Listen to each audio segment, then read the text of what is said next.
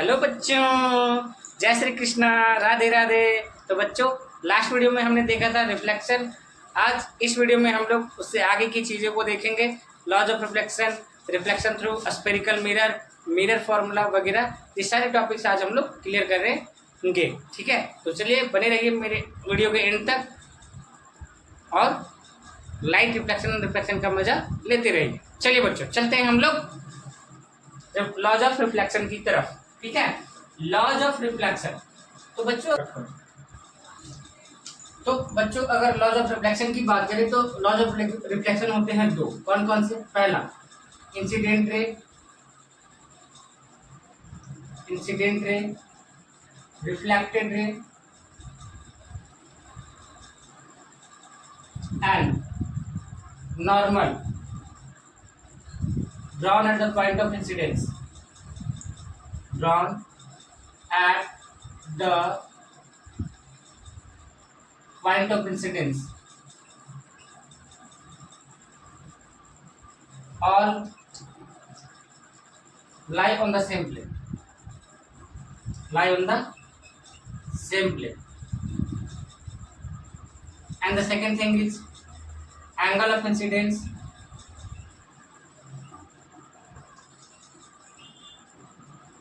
is equal to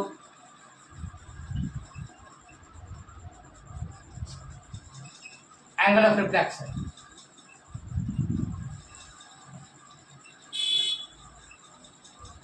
That is angle I equal to angle R। इसको हम लोग figure के जरिए समझ सकते हैं।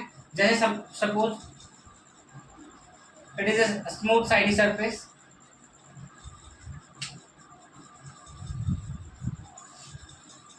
a light ray coming from any source of light and falling on this surface. This point is known as point of incidence, point P. When light ray falls on the surface, then it reflected back, bounce back and get reflected, isn't it? So this ray is known as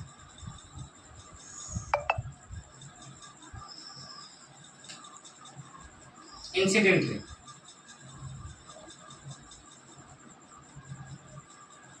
and this ray is reflected ray, and this point is known as point of incidence,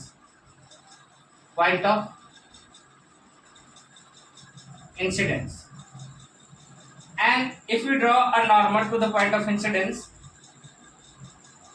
normal means perpendicular line.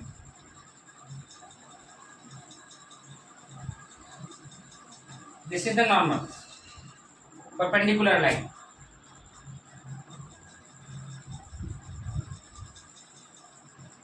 Normal. So the angle between normal and the incident ray is known as angle of incidence, and the angle between the reflected ray and the normal is known as angle of reflection. So this angle is angle of incidence, and this angle is angle of reflection.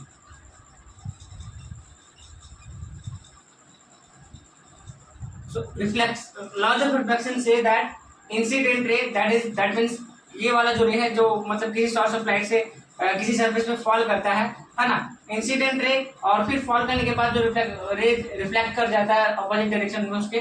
ठीक है, reflected ray and जो perpendicular line point of incidence को draw किया जाता है, ये सारे के सारे आपके एक ही प्लेन में दिखेंगे। ठीक है, एक ही प्लेन पे होते हैं। और दूसरा लॉ जो है वो क्या कहता है, एंगल ऑफ इंसिडेंस जो होता है एंगल ऑफ रिफ्लेक्शन के इक्वल होता है हमेशा।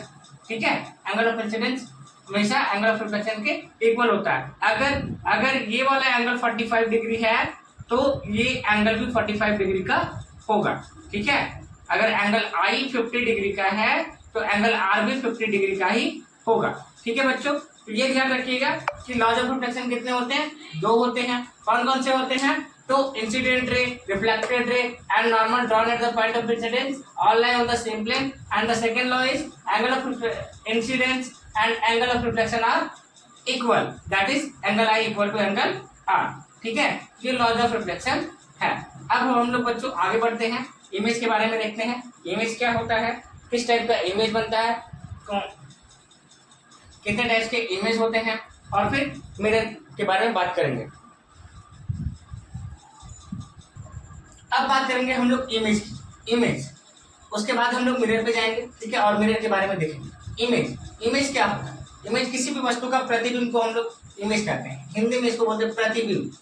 प्रतिबिंब मतलब वस्तु के जैसा हूबहू पिक्चर बनना, जैसा ऑब्जेक्ट है बिल्कुल वैसा ही।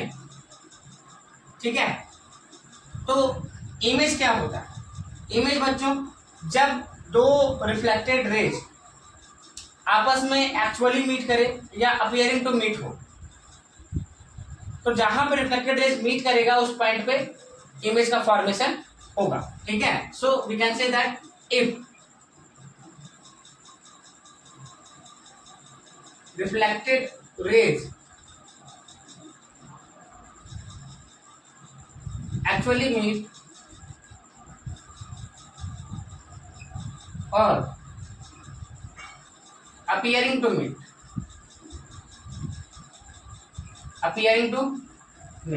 then an image is formed और आफ्टर, isn't it?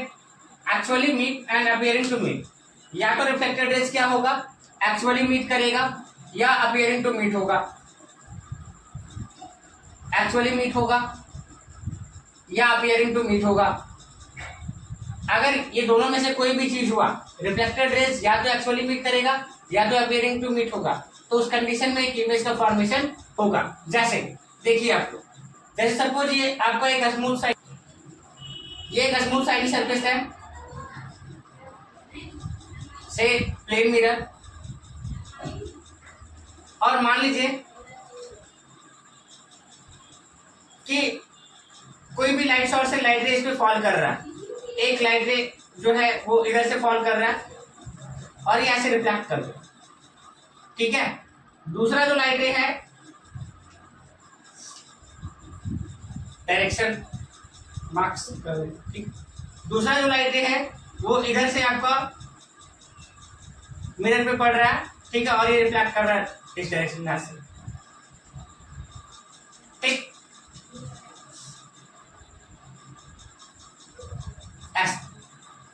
तो इस पॉइंट पे बच्चों, इस पॉइंट पे देखो, यहाँ पर रिफ्लेक्टेड रेज क्या हो रहा है, एक्चुअली मीट कर रहा है।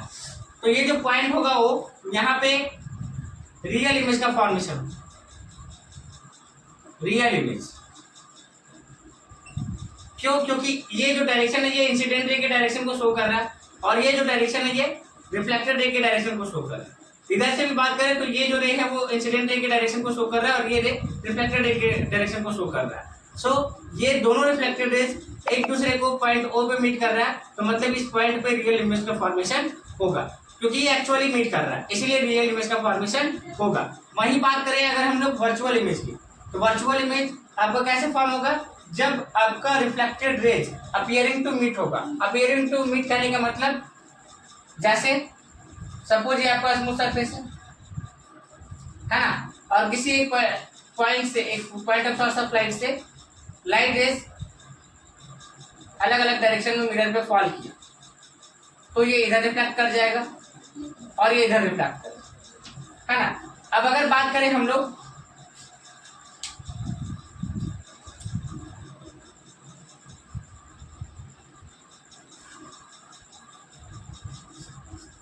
तो ये रिफ्लेक्टेड रेज एक्चुअली मीट नहीं करेंगे, है ना। तो रिफ्लेक्टेड रेज को अगर हम लोग पीछे मिरर की ओर ऐसे सीधा स्ट्रेट खींचे,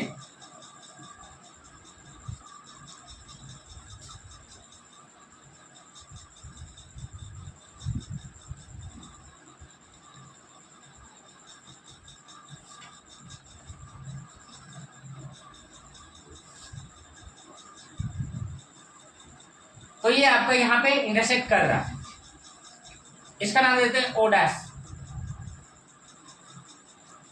ये ओ, ये ओ डैश।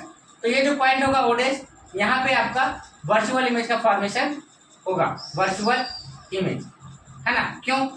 क्योंकि ये यहाँ पे रिफ्लेक्टेड रेज जो है वो एक्चुअली मीट नहीं कर रहा, ये अपियरिंग टू मीट है, इसीलिए ये वर्चुअल इमेज का फॉर्मेशन होगा ये इस पॉइंट पे। और ये हमेशा वर्चुअल इमेज जो होगा वो मिरर के पीछे बनेगा, ना कि मिरर के सामने। और रियल इमेज जो होगा बच्चों वो हमेशा मिरर के सामने बनेगा, ठीक है। तो ये दोनों इमेज के बीच अभी हम लोग डिफरेंस देख लेते हैं कि क्या होता है रियल इमेज, क्या होता है वर्चुअल इमेज। चलिए एक नजर हम लोग दोनों इमेज के बीच डालते हैं।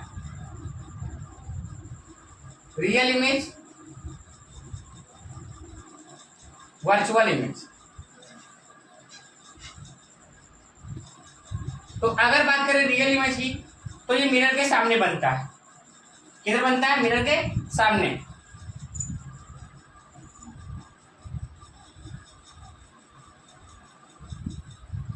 It is found in front of the mirror, in front of the mirror. जबकि वर्चुअल इमेज हमेशा मिरर के पीछे बनता है। It is found behind the mirror, it is found behind the mirror, ठीक है। रियल इमेज की बात करें बच्चों, सेकंड पॉइंट, तो ये इसमें रिफ्लेक्टेड रेज एक्चुअली मीट करते हैं। तो क्या लिखेंगे हम लोग? Reflected rays, reflected rays actually meet, actually meet. जबकि इसमें बात करें बच्चों तो reflected rays appearing to meet होता है। Reflected rays, reflected rays appearing to meet. और भी इसमें डिफरेंस लिख सकते हैं बच्चों, क्या कि जो रियल इमेज होता है बच्चों वो हमेशा उल्टा बनता है और वर्चुअल इमेज जो होता है बच्चों वो हमेशा सीधा बनता है। It means real image is always inverted and virtual image is always erect, isn't it? So the next point is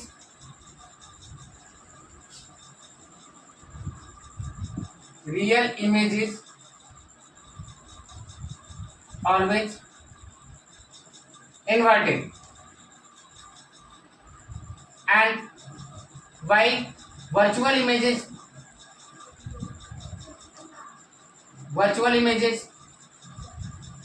always erect. So these are the differences between the real image and virtual image, ठीक है बच्चों। तो ये real image और virtual image के बीच का difference था, है ना। ध्यान रखिएगा बच्चों, रियल इमेज क्या होता है? रियल इमेज में आपका रिफ्लेक्टेड रेज जो होता है वो एक्चुअली मीट करता है, जबकि वर्चुअल इमेज में आपका reflected rays appearing to meet होता है। रियल इमेज जो होता है वो हमेशा मिरर के सामने बनेगा, मतलब इस रियल इमेज जो होता है वो स्क्रीन पे ऑब्टेंड किया जाएगा।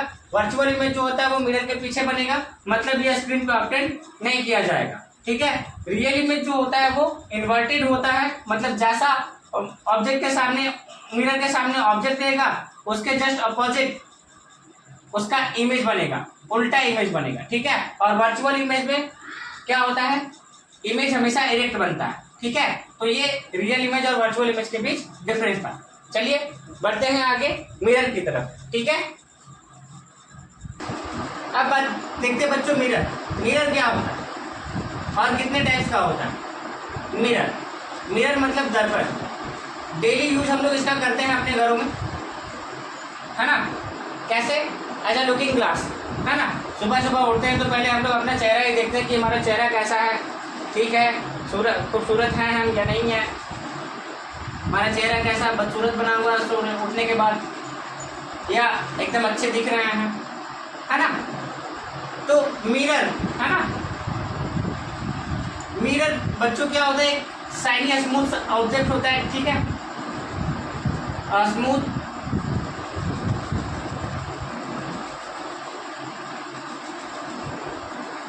शाइनी ऑब्जेक्ट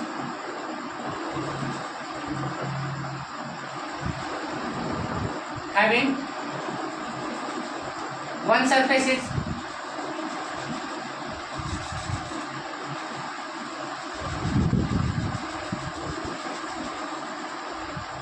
silver polished, ऐसा लिख सकते हैं हम लोग, ठीक है। सिल्वर पॉलिश, है ना। मिरर एक शाइनी स्मूथ ऑब्जेक्ट होता है, ठीक है, जिसका एक सरफेस क्या होता है, सिल्वर पॉलिश किया जाता है ना, ताकि लाइट ही क्या करे, रिफ्लेक्ट कर सके, ठीक है, लाइट को रिफ्लेक्ट कर सके, है ना। तो मिरर की अगर हम लोग बात करें बच्चों, तो ये दो टाइप का होता है। एक होता है आपका प्लेन मिरर,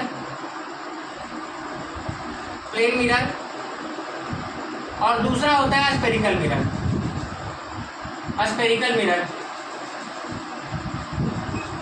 है ना। तो अगर प्लेन मिरर की बात करें बच्चों, तो प्लेन मिरर का रिफ्लेक्टिंग सरफेस प्लेन होता है, रिफ्लेक्टिंग सरफेस इज प्लेन,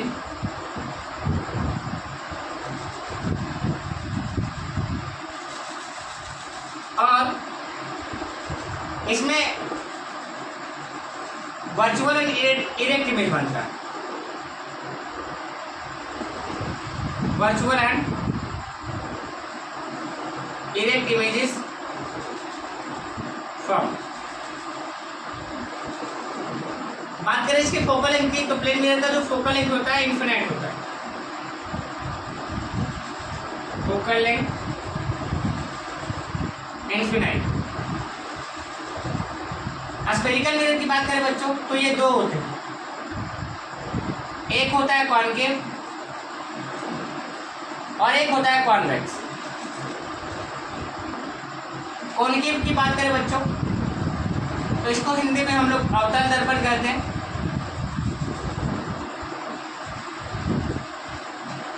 और इसको उत्तल दर्पण के नाम से जानते हैं।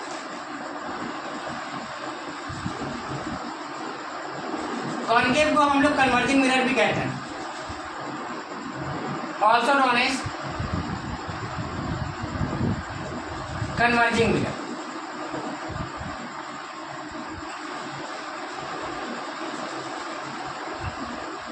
और इसको डाइवर्जिंग मिरर के नाम से जानते हैं, also known as diverging mirror.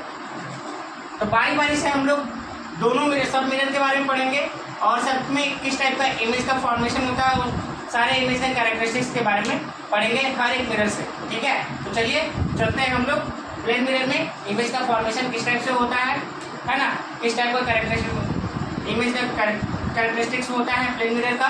और फिर स्फेरिकल मिरर पे हम लोग इमेज का फॉर्मेशन देखेंगे, रे डायग्राम देखेंगे, ठीक है, और फिर मिरर फॉर्मूला देखेंगे, मिरर फॉर्मूला पे बेस्ड कुछ न्यूमेरिकल्स देखेंगे, ठीक है। चलिए चलते हैं प्लेन मिरर। प्लेन मिरर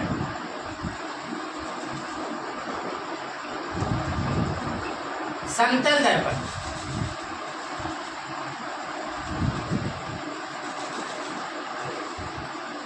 तो प्लेन मिरर क्या होता है बच्चों, ऐसा मिरर जिसका रिफ्लेक्टिंग सरफेस प्लेन हो। A mirror whose reflecting surface is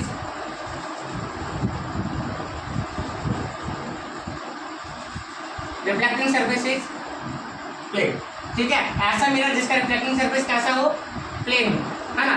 जैसे हम लोग प्लेन मिरर का इमेज कुछ इस टाइप से हम लोग ड्रॉ कर सकते हैं, जिसमें से ये ऊपर वाला पार्ट रिफ्लेक्टिंग सरफेस हो गया और नीचे वाला पार्ट पॉलिश सरफेस हो गया, या ऐसे भी ड्रॉ कर सकते हैं हम लोग, है ना। ये हॉरिजॉन्टल हो गया, ये वर्टिकल हो गया, ठीक है। तो ये वाला जो पार्ट हो गया ये रिफ्लेक्टिंग सरफेस, और ये पॉलिश सरफेस। ये वाला पार्ट जो हो गया ये रिफ्लेक्टिंग सरफेस,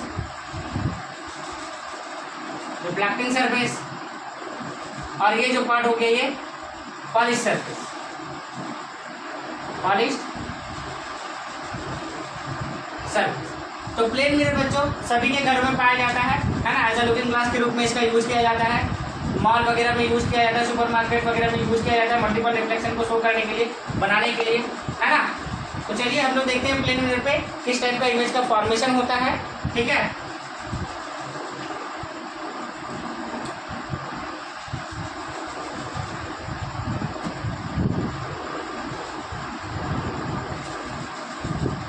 कैरेक्टरिस्टिक्स ऑफ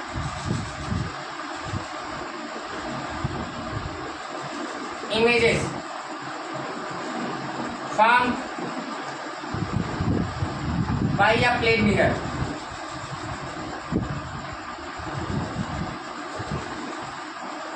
तो इसके इमेज के कैरेक्टरिस्टिक्स की बात करें कि किस टाइप का प्लेन मिरर पे इमेज बनता है, तो पहला इसका कैरेक्टर होगा, प्लेन मिरर पे हमेशा वर्चुअल एंड इरेक्ट इमेज बनता है, ठीक है, वर्चुअल एंड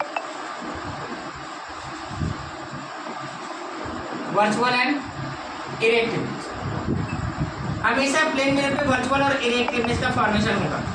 दूसरा, same size of the object,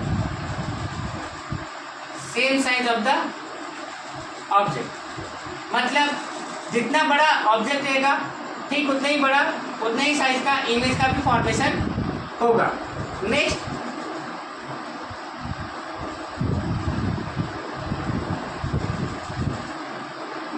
at the same distance as the object, at the same distance as the object, यानी कि जितनी दूरी पे ऑब्जेक्ट होगा ठीक उतनी ही दूरी पे इमेज भी बनेगा प्लेन मिरर पे। And the next is laterally inverted, laterally inverted, तो लैटरली इन्वर्टेड का मतलब क्या होता है, right appear to left, that is right appear to left and left appear to right.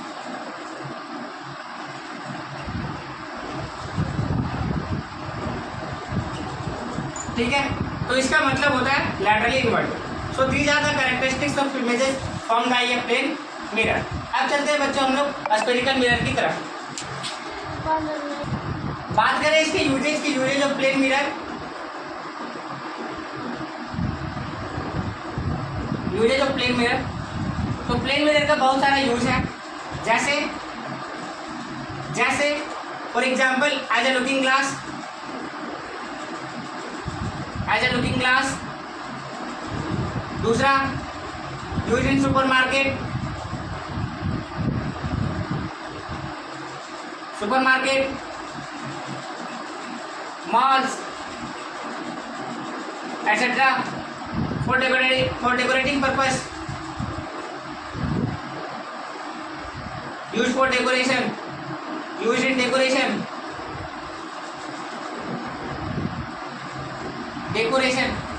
तो ये सारी यूजेस हैं प्लेन मिरर। ठीक है, अब हम लोग आगे बात करते हैं स्फेरिकल मिरर।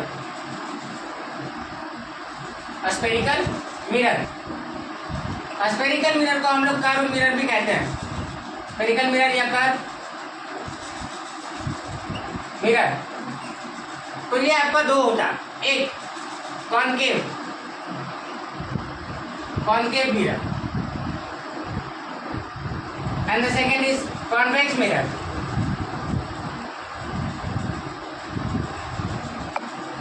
बारी बारी से इसके बारे में देख लेते हैं, दोनों के बीच डिफरेंस यहीं पे स्पष्ट हो जाएगा, क्लियर हो जाएगा। कॉनकेव मिरर क्या होता है बच्चों, whose reflecting surfaces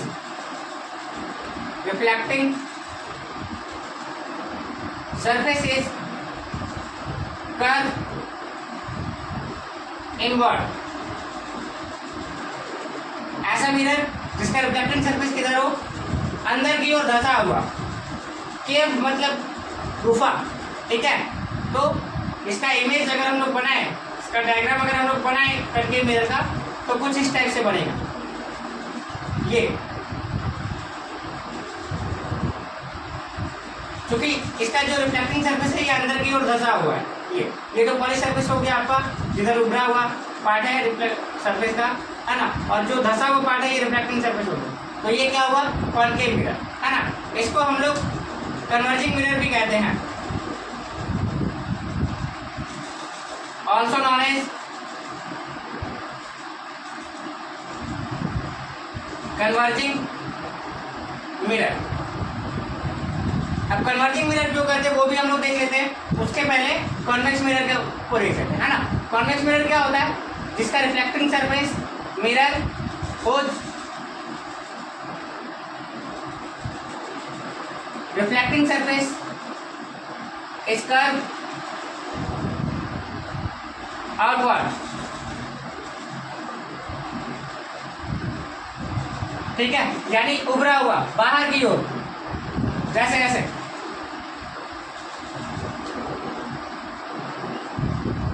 ऐसे उल्टा। ये आपका हो गया कॉन्वेक्स मिरर। इसको हम लोग डाइवर्जिंग मिरर के नाम से भी जानते हैं, also known as diverging mirror.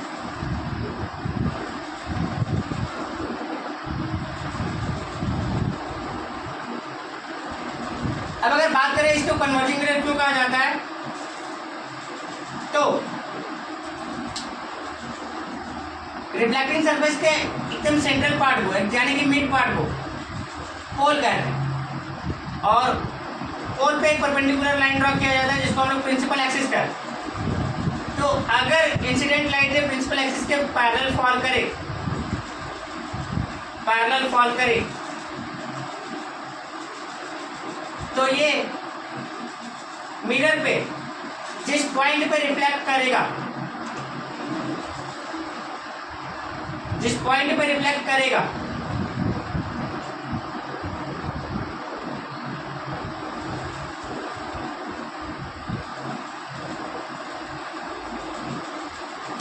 अगर incident light ray principal axis के पैरेलल है तो सारे रिफ्लेक्टेड रेज जो होंगे एक पॉइंट पे जाकर के कन्वर्ज करेंगे, मीट करेंगे, ठीक है। इसीलिए इसको कन्वर्जिंग मिरर भी कहा जाता है। जितने भी parallel incident light rays mirror पे फॉल करेंगे, रिफ्लेक्ट होने के बाद वो एक पॉइंट पे से क्रॉस करेंगे, ठीक है। सारे रिफ्लेक्टेड रेज एक पॉइंट से क्रॉस करेंगे, यानी एक पॉइंट पे जाकर के कन्वर्ज होंगे, इसीलिए इसको कन्वर्जिंग मिरर भी कहा जाता है। फॉर एग्जाम्पल लाइक दिस, ठीक है। वहीं अगर हम लोग डाइवर्जिंग मिरर की बात करें तो इंसिडेंट पैरेलल लाइट रे मिरर पे फॉल करेगा तो ये सारे लाइट रे को क्या करेगा, डाइवर्ज कर देगा, ये डाइवर्ज कर दिया।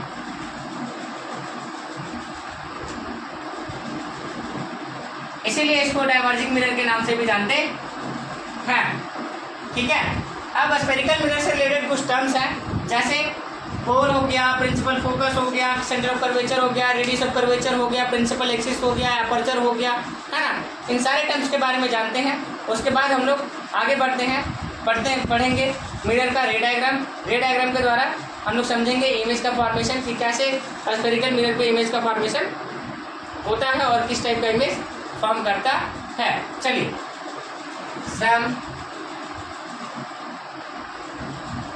important terms related to a spherical mirror।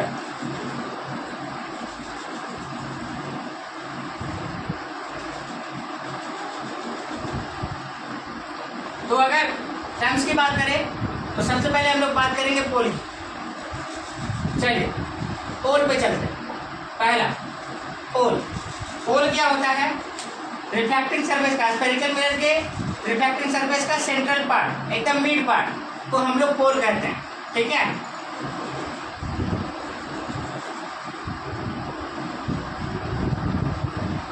Centre of the reflecting surface of a spherical mirror या of a curve mirror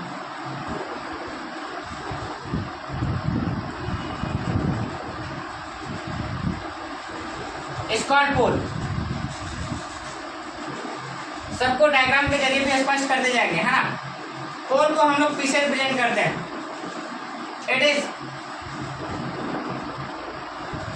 denoted by P, ठीक है। नेक्स्ट आता है aperture.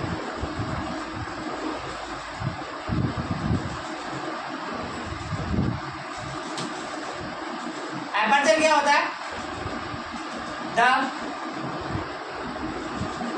Diameter of the reflecting surface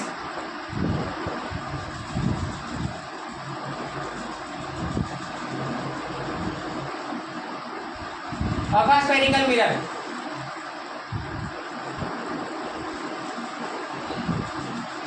इसको it's aperture. चलिए देखते हैं इसको क्या क्या बोला जाता है। जैसे सपोज ये स्फेरिकल मिरर है,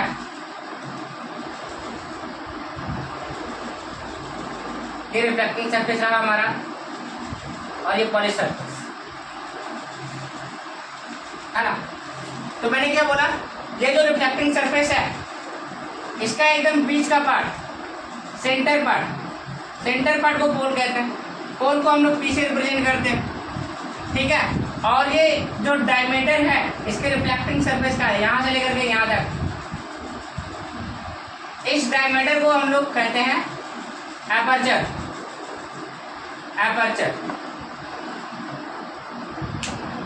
ठीक है। नेक्स्ट बात करें हम लोग प्रिंसिपल एक्सिस की।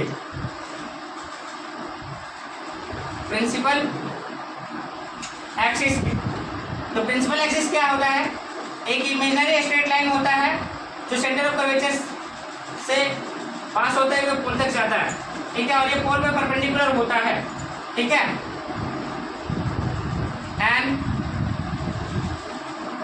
Imaginary straight line passes through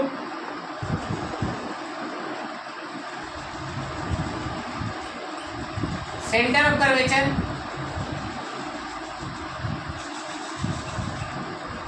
to the pole.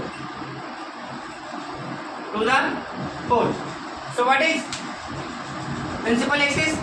So center of curvature से पास होते हुए एक स्ट्रेट लाइन, इमेजिनरी लाइन जो पोल को टच कर, है ना, ये लाइन को हम लोग प्रिंसिपल एक्सिस कहते हैं। प्रिंसिपल एक्सिस, मुख्य अक्ष। अब यहाँ पे आपने एक देखा होगा कि एक टर्म यूज हुआ है सेंटर ऑफ कर्वेचर। तो ये सेंटर ऑफ कर्वेचर क्या है? देखो बच्चों, ये जो कॉन्केव मिरर और कॉन्वेक्स मिरर होता है, ये एक स्फेरिकल मिरर का पार्ट है। अभी ये स्फेरिकल मिरर का पार्ट है तो स्फेयर का कोई सेंटर होता है, तो उसी स्फेरिकल मिरर के सेंटर को हम लोग सेंटर ऑफ कर्वेचर कहते हैं, ठीक है।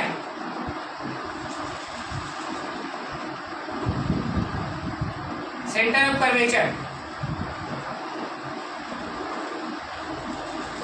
Centre of spherical mirror,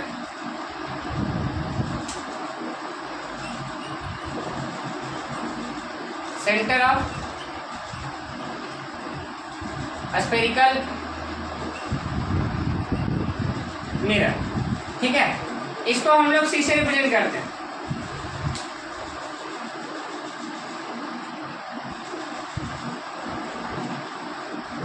denoted by C.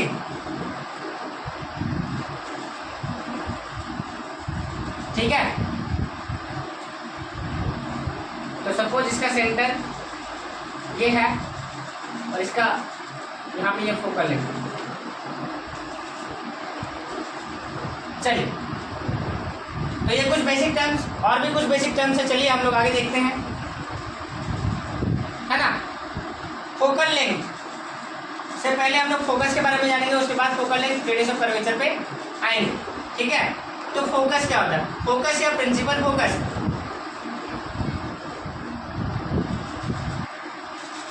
Principal focus या फोकस, सिंपली फोकस भी कह सकते हैं इसको, ठीक है।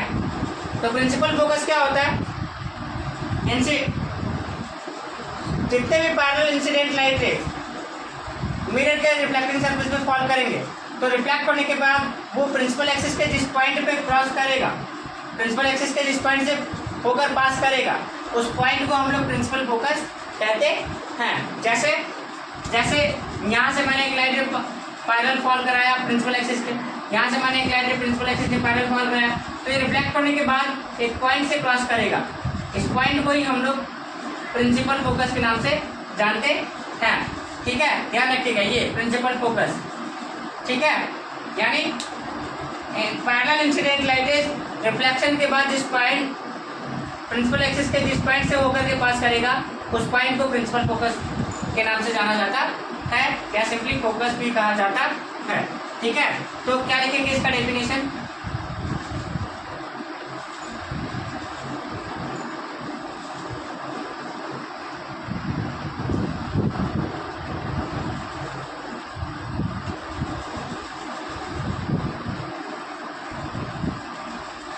पैरेलल इंसिडेंट लाइट रे, इंसिडेंट लाइट रे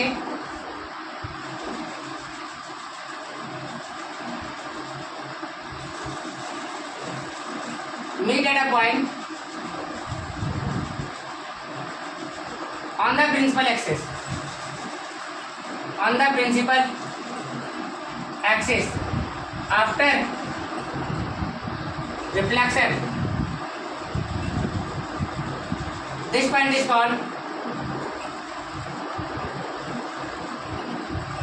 this point is called principal focus या focus and is denoted by capital R.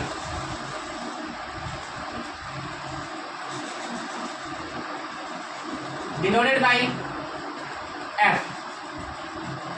उसके बाद बच्चों हम लोग देखेंगे फोकल लेंथ। फोकल लेंथ क्या होता है? तो अगर फोकल लेंथ की बात करें बच्चों, फोकल लेंथ तो ये डिस्टेंस होता है किसके किसके बीच?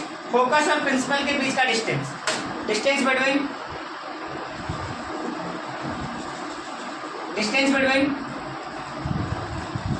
focus, that is F, and pole, that is P. यानी P और F के बीच का डिस्टेंस को हम लोग फोकल लेंथ कहते हैं। ये वाला डिस्टेंस, ये यहाँ से लेकर के यहाँ तक के डिस्टेंस को हम लोग फोकल लेंथ कहते हैं। ठीक है, इसको हम लोग F से रिप्रेजेंट करते हैं। It is denoted by small f।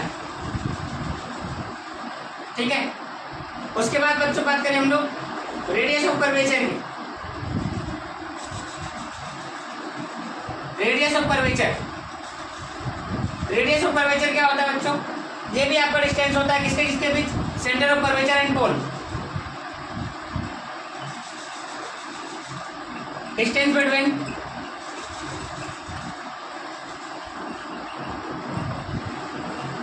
Centre of curvature and pole, मतलब कि यहां से यहां तक का डिस्टेंस, सी से लेकर के पी तक के बीच का डिस्टेंस, ये हो गया आपका रेडियस ऑफ कर्वेचर।